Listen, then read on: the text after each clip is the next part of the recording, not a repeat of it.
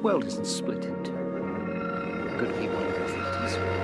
You're not a bad person. You can be great, Juno. You've got both light and dark inside. What matters is the part we choose to act on.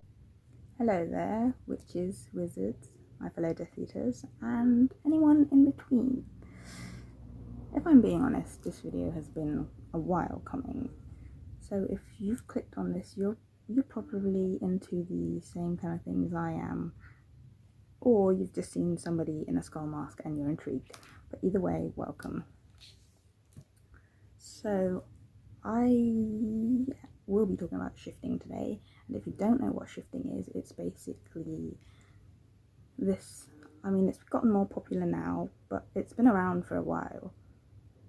Though I don't know what set the popularity thing back off. Maybe quarantine and people just, you know, wanting to escape the horror that we're currently going through. Either way, it's basically where you shift your consciousness into a different reality. Yes, shifting realities. I mean, it's pretty straightforward.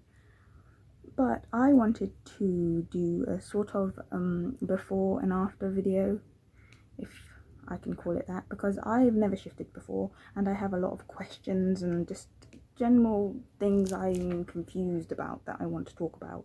And I thought that if I were to ever shift, I could do a, you know, before and after. With now I'm gonna be like, okay, why? And then after I could be like, well, now I know, if that makes any sense. But I will be looking at some notes I took, because I took a lot. And so if I'm looking down, that's it. So I think the biggest question we all have is it real? Which is, what is real, if we're being honest? And I don't want to say if it's just, you know, people dreaming or like, is it just, you know, I'm terrible at explaining things, but basically I don't want to say if it's a definitive not real or real, because at the end of the day we don't know. You know, we're humans, mind empty, know nothing. We don't even know what's in the ocean. We don't even know how our own bodies properly function. There's not really any way we can say definitively if something is real or if it's not. And like Albus Dumbledore would say, Professor?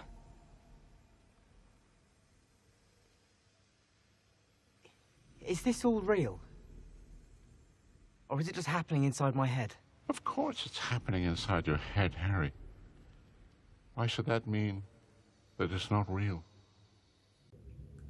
so if you've been on the shifting side of the internet, you'll probably have noticed that a lot of the people who have been trying to shift or have shifted, most of them have been, a lot of them, not most of them, a majority have been trying to shift to Hogwarts, which is one of the reasons I made this video itself. I know theoretically you can shift to anywhere you set your mind to, but I'll just kind of be focusing on shifting to Hogwarts in this video. I digress. So my main question or confusion over this is just what does it feel like? Does it feel, I know people are saying it feels like you're genuinely there, but I'm wondering if people are getting it mixed up with lucid dreaming or maybe maladaptive daydreaming. And I have both of these things. I am both a lucid dreamer and a maladaptive daydreamer. I know. But I was wondering if maybe people were getting it mixed up with those two, because when you lucid dream, it does feel very real. Like, for example, if I was lucid dreaming I was in the ocean and I'm drowning, I can genuinely feel the water going down my throat and I can't breathe, and it feels like, you know, you're dying.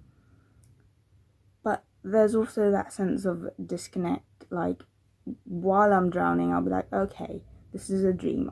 If I want to, I can really force myself to wake up, or I can die and then be awake, you know.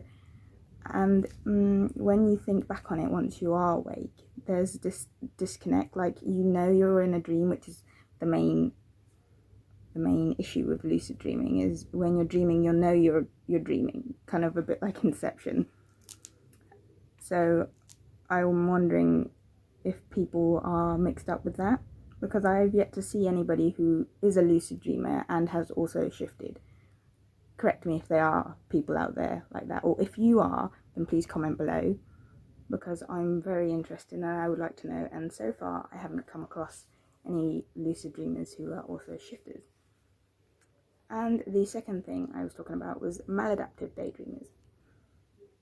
Now, maladaptive daydreaming is also a form of escapism, and it's where your daydreams are just really, really vivid and really realistic, and you can get so caught up in the daydreams that you kind of forget where you are in real life. Like, I've almost fallen downstairs, I've lost hours and hours straight of my life just dreaming away, and it mostly happens in the day, which is why it's called maladaptive daydreaming. Which is another thing I was wondering, is it like a nighttime form of maladaptive dreaming? Because when you maladaptive daydream, it does again feel very real. However, with maladaptive daydreaming, there's like, you know, you're awake, so there is another sense of disconnect there. Like, even though all these things are happening in my head, I'm still kind of slightly aware that I am in this real world, so to speak. But once again, I have never seen any maladaptive daydreamers who have also shifted, so I don't know if are people getting confused with, you know, maladaptive daydreaming and shifting, because it does feel very real, or is it like completely a whole different thing? It's not, it doesn't feel at all like maladaptive dreaming or lucid dreaming. I don't know. But if you are either one of those things, please comment below, so more of us can be aware of the wonderful world of shifting, because I am very, very intrigued. And okay, another thing with shifting is people say it feels like you're really there. It feels like, you know, like real life. And another question of mine is, when you come back to your current reality, is there a sense of disconnect? For example, like when you think back to the time that you shifted, the time that you spent in your desired reality, does it come back as like a memory would, or does it come back as like a dream would? Does it come back in like a first person memory or a third person memory, if that makes any sense? Because when I dream and when I come back and I remember the dream once I'm awake, I'm seeing it in third person perspective. So I'm seeing myself in the dream. But when I'm dreaming, it feels real because I lucid dream.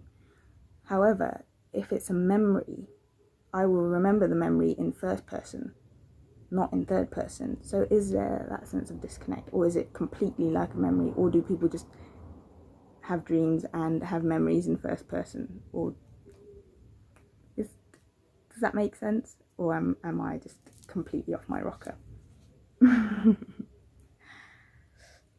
Alright, so if we're going off the argument that it's just something the mind is made up, it's just a form of escapism, pardon me, then how is it so detailed in the most weird way?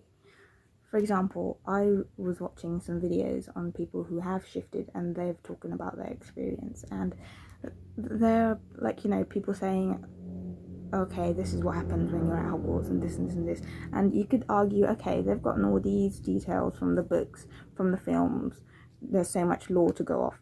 But people have brought up things that the films and the books and the internet has never even, you know, talked about. For example, Laundry Day. who's given a thought about laundry day at Hogwarts? But here we are, we have people talking about what happens, and they go into like detail about, okay, when is laundry day, what happens, and all these kind of weird things that, you know, you never really think about, or you never really, the films and books never really show. So how do you explain that, you know, if it isn't real? Of course, your argument could be, you know, the mind is just filling in gaps, which is the mind capable of doing it to that much an extent, you know, or what is it? I know professionals are comparing it to a transliminal experience, which is, I mean, I don't know. I don't really have anything to say on that, because quite frankly, none of the professionals have actually shifted, so how would they really genuinely know what it's like, you know? I don't know. Another thing with shifting is the goal, or the like end game, is to kind of get yourself into a state between sleep and wakefulness, where you're like just about to drift off, you know? And is it hard, like, my question is it harder for insomniacs to be able to do that because we don't get to that state, you know? Because as an insomniac myself, I know, pick a struggle, I know, I'm so sorry, but as an insomniac, for us, there's no drifting off, you know? There is, you're tired, you want to go to bed, you get past tired, or you go to bed and you just lay there awake, and then you get to the point of exhaustion and you pass out, and it's just a repeat process. There's never that, I'm going to lie down, I'm going to chill, and I'm just going to slowly drift off to sleep. We don't really have that. So if you are an insomniac, is it harder to shift, or is it not about how well you're capable of falling asleep, but it's more of the process of mentally preparing your mind to shift itself, you know? Because once again, I haven't seen anyone who is an insomniac really talk about shifting, if that makes sense. Maybe I'm just on the wrong corner of the internet, and I haven't found all these people who have shifted, who do have these like blocks. But if you are an insomniac and you have shifted, please let us know below if it's any easier or any harder, or is there anything extra you have to do to just get yourself to that state of like half awake, half asleep, not really here, not really there, you know? The next thing I wanted to talk about was, alright, it's kind of connected with the mind filling gaps, or weird things that I was talking about earlier. If it's not real, how do people remember so long a time? You know, people are shifting for like months or a year, 6 months, to like Hogwarts and stuff, and they come back and they're able to tell it in detail, like you would remember, like your memory would be. And if it was just a dream or something your mind has made up, how do you remember things so incredibly in detail for such an extended period of time, you know? I mean, I live a year in real life and I don't even remember what happened to me last week, you know? So how, if it's not real, how are people remembering it to such a detailed extent? If you get my vibe, you know? Okay, the next big thing I wanted to talk about is scripts. What is the deal with the scripts? Why do you have to script? Because I'm not quite understanding that part of the shifting. Because for me, writing down something about what's going to happen if you do shift kind of makes it feel slightly less real than if you were to just fall asleep and wake up somewhere else, you know? And I'm not like saying, okay, if you write a script, it's not a real thing, but I'm just more confused as to how that goes about. Do you write like a real detailed story about what's going to happen to you in your desired reality, or is it just like key points? I know some people have like safe words, or safe actions, like if they want to come back, they'll say a word or they'll tap on a mirror or something to bring them back to wake up. But other than that, is it possible to shift without a script? Because I've been trying to shift for close to a month now, 3 weeks, a month, about that time. And for the first week and a half, I'd say, didn't use a script at all, just went to bed, I'm gonna go to Hogwarts. Nothing happened. Tried, you know, what everybody does to try and shift, and nothing happened at all. And I was like, is it not possible without a script? Or so I wrote like I wrote like the bare minimum. Like I wrote a sentence and I tried that, and again, so far nothing has happened. I mean, I've heard voices at one point, but I'm not sure if that was just my brain like losing it, or if I was getting close to shifting. I can't tell. But other than that, I've come nowhere near to shifting in the almost a month that I've tried. So I'm wondering, does there have to be like a full script for you to be able to shift? And if that detail is necessary, does it make it seem a little less realistic because you've already, you know, written like the key things that are going to happen if you do shift, if you get my meaning? And if we're talking about scripts, let's jump right into methods.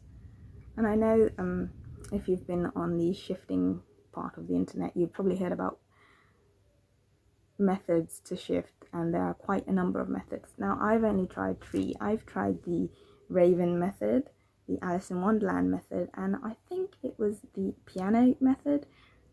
I'm not quite sure. I can't really remember the names of these. But once again, none have worked for me. I know people say that the Raven method is the easiest, where you lie in a starfish position and count 1 to 100, etc, etc. I think at one point I got to like 500 and I was still wide awake and nothing happened. But you know, maybe I just haven't reached that point yet. But with methods, is it necessary, or is it just, again, a tool to get you to go from wakefulness to sleep, to that, you know, middle, half awake, half asleep point, so you can shift? Does it matter if you're not using any methods to shift any like set methods? Because I know there are a lot, and that people use all kinds, just, you know, whatever suits them. But I'm wondering if you need it at all, or like, can you do it your own way? I mean, obviously you can. You know, there's nothing set in stone, but I'm just curious because I've tried a couple and they've not worked for me. You know. My next issue. Okay, this one's a bit odd, and I think this has been debunked already or whatever. But when you shift, do you wake up in the other reality, in what you went to bed in? Like if I wore like a onesie, would I wake up at Hogwarts in a onesie? You know, and I think I've heard people say that, you know, shifting isn't like your physical body going to that place, but just your consciousness. But I've also never heard anyone talk about what they woke up in their desired reality. So the toddler part of my mind is like, are you going to wake up in your pajamas? Because for the first week of me trying to shift, I went to bed in jeans.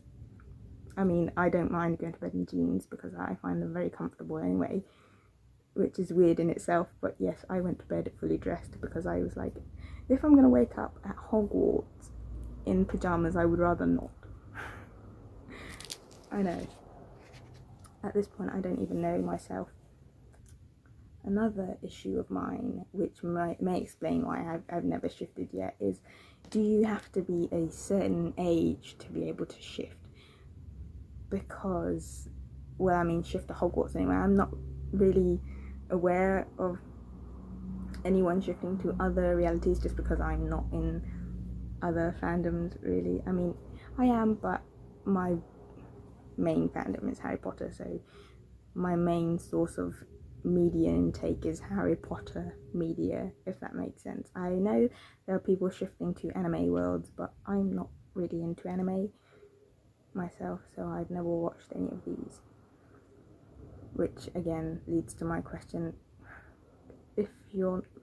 because so far all the people who I've seen who've shifted have been of age to attend Hogwarts, if you get that. So like mostly teenagers, so I've seen a lot of teenagers shifting.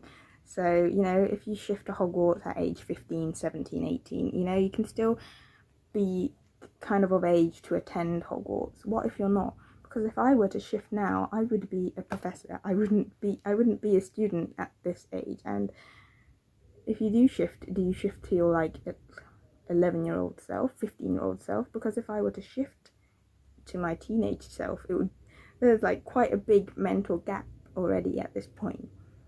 If anyone watching this has left the educational time of their life, you probably know that there's like this mental gap between people who are still in the educational system and people who have like left that for a couple of years, for a period of time. So if I were to shift now and be starting Hogwarts at 11, there's this like big mental gap. You know, how do you put an adult's brain into an 11-year-old's brain? I don't know if I'm making any sense, but yeah. Is that like, you know, is age a factor in how easy or how hard it is to shift? Because like I said again, all the people who I've seen who have tried to shift have been people who, you know, are of age to be at Hogwarts. And if any adults who have shifted, do they go back to being a student, or do you become a professor? Because that also in a way doesn't make sense, because I'm a muggle, unfortunately, and if I were to go to Hogwarts now, I wouldn't be able to teach, you know? Or do you wake up in that reality and have all that knowledge and, you know, have the magic and the knowledge to teach? Because there's quite a big divide there. If you are a grown-up or like someone older than a teenager and you have shifted, please share your experience with us, because I'm very interested in knowing. And I mean, what person, regardless of their age, wouldn't want to go back to Hogwarts now? I'm just wondering, is there like does it make it harder if you're older? I cannot communicate. I am so sorry. Okay, another maybe silly, maybe not question I have is, if you mark yourself in your desired reality, does it show up in your current reality? So if I shifted and I found myself at Hogwarts and I was like, I'm gonna try and, you know, prove that this is real, and I spelled myself, hexed myself, gave myself the dark mark, for example, would I wake up in this reality and be able to see that, or would that just not be a thing? Because once again, if it is true that you just project your consciousness, then your body would be unmarked regardless, you know? But it would be cool if you could mark yourself in your DR and then come back and be like, oh, this was the mark I left on my arm when I was at Hogwarts and it's still on my arm now. Boom, it's real, you know what I mean? That would be pretty cool. Alright, one last major question that I have about shifting is, what is the deal with clones? Because that in itself sounds kind of creepy, if I'm being honest.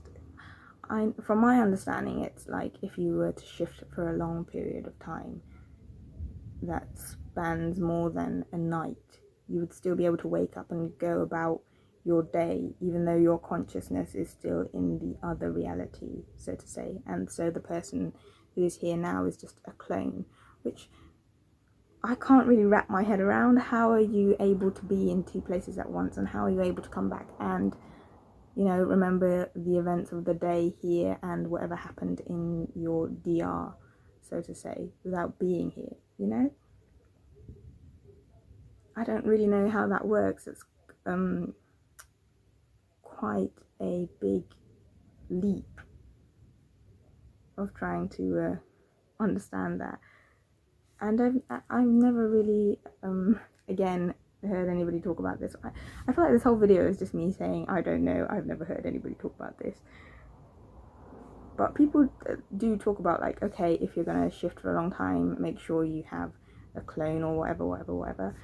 But nobody really talks about more than just that point. And I don't understand the concept of it, if that makes sense. Wouldn't you shifting to a different reality that's not your own make you the clone, because you're not supposed to technically be over there?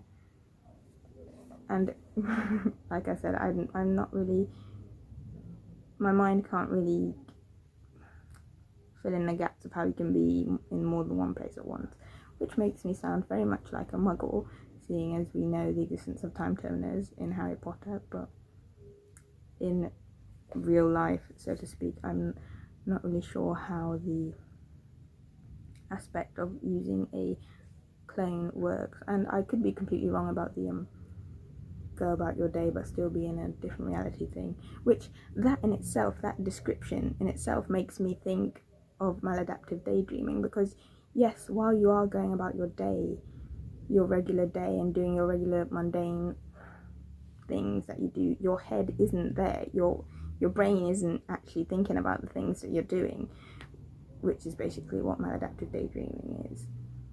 So which makes me, again, brings me back to the question, are people just confused between shifting and, you know, other forms of escapism?